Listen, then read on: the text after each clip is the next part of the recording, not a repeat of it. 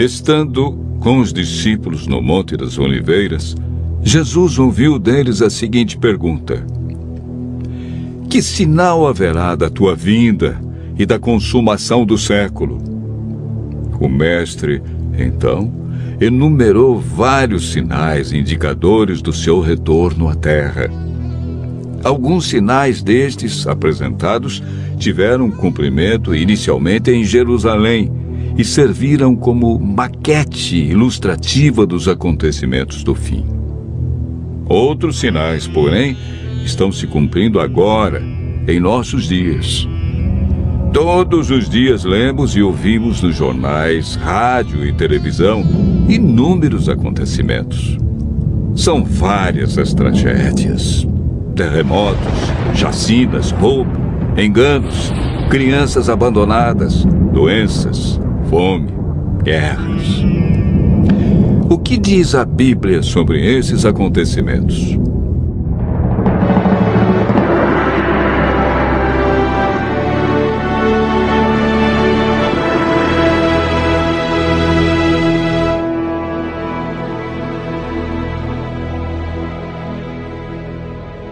Vamos analisar os sinais que antecedem a sua volta em 3 partes.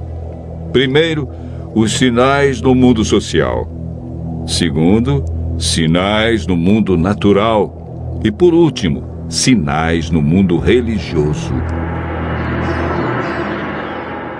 Os sinais no mundo social estão descritos em Mateus 24, versos 6, 7 e 10.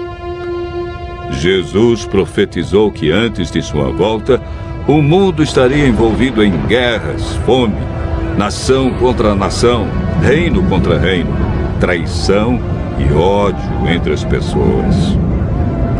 Na segunda carta de Timóteo, capítulo 3, versos 1 a 5, nos fala de tempos difíceis.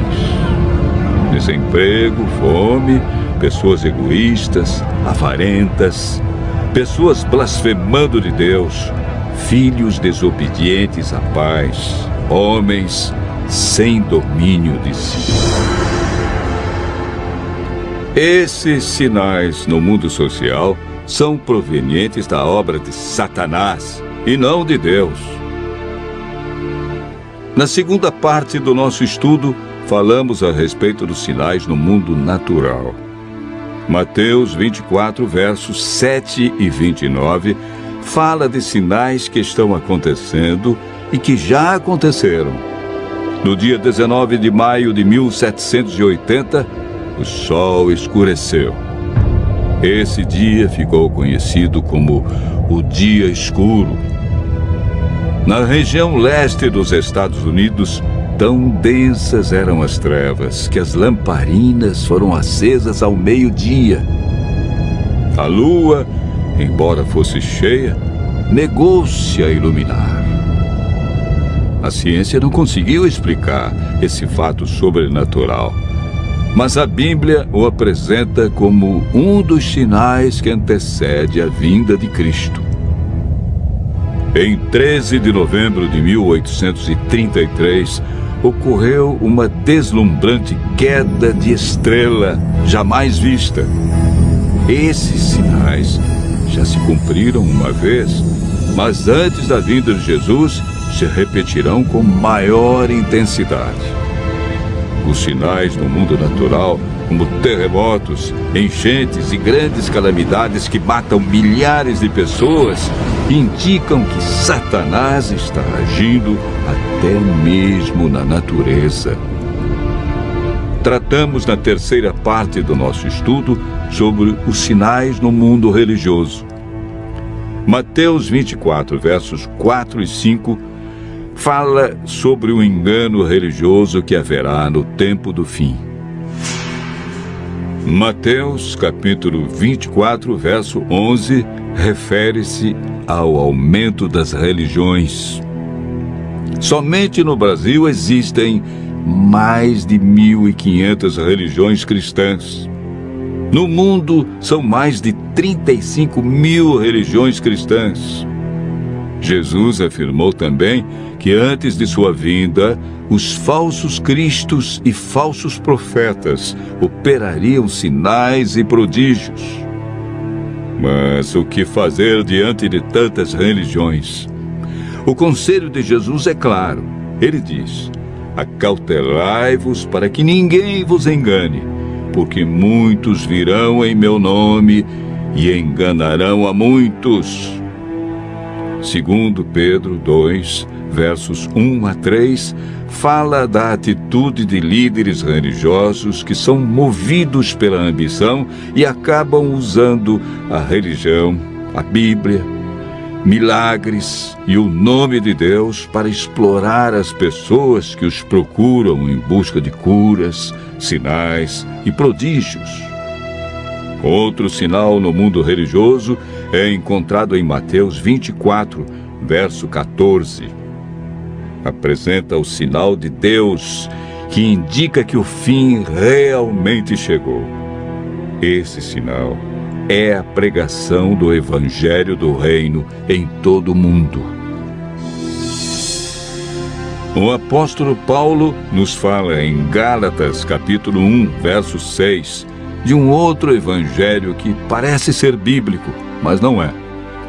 Esse evangelho é o falso evangelho de Satanás, pois este sabe que pouco tempo lhe resta e está empenhado em difundir os seus terríveis enganos. O que devemos fazer para não sermos enganados diante de tantas religiões? Em 1 João, capítulo 4, verso 1, encontramos a resposta. A Bíblia nos orienta a provar se os espíritos provêm de Deus ou não, ou seja, comparar. Aquele que quiser fazer a vontade de Deus deve comparar a doutrina da Bíblia com aquilo que outros ensinam.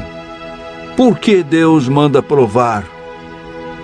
De acordo com Mateus 7, verso 15, o engano vem parecendo verdade. Paulo afirma que não é de admirar, porque o próprio Satanás se transforma em anjo de luz. Não é muito, pois que os seus próprios ministros se transformem em ministros de justiça, e o fim deles será conforme as suas obras. Segundo Coríntios, capítulo 11, versos 14 a 15. Satanás tem poder para encantar as pessoas. Se mostra de maneira diferente e apresenta a verdade de forma distorcida. Seus meios de enganar, segundo Mateus, são sinais, curas e prodígios. De acordo com a Bíblia, estamos vivendo nos últimos dias e Satanás sabe que lhe resta pouco tempo. Por isso sua ira se volta intensamente contra aqueles que seguem os mandamentos de Deus. O diabo quer nos levar a cometer iniquidade e nos desviar do evangelho verdadeiro, pois também tem o seu evangelho para enganar, torcer e mudar as verdades divinas. Este grande conflito que começou no céu e passou pelo Éden, agora chegou até você. Quem vencerá em seu coração? Os enganos de Satanás ou a verdade de Jesus Cristo? Vimos que os sinais preditos por Cristo estão todos se cumprindo, indicando que em breve todo o mal do universo terá seu fim. O que está faltando para Jesus voltar? Primeiro motivo: o evangelho verdadeiro precisa ser levado a todo mundo. Segundo, Jesus está a cada dia dando mais oportunidades. Ele é paciente e espera uma decisão de cada um de nós ao lado da verdade. Lucas 21, verso 28, declara que, ao começarem estas coisas a suceder, exultai e erguei a vossa cabeça, porque a vossa redenção se aproxima. Continue ouvindo a voz de Deus. Em breve, vamos contemplar Jesus vindo sobre as nuvens do céu com poder e grande glória.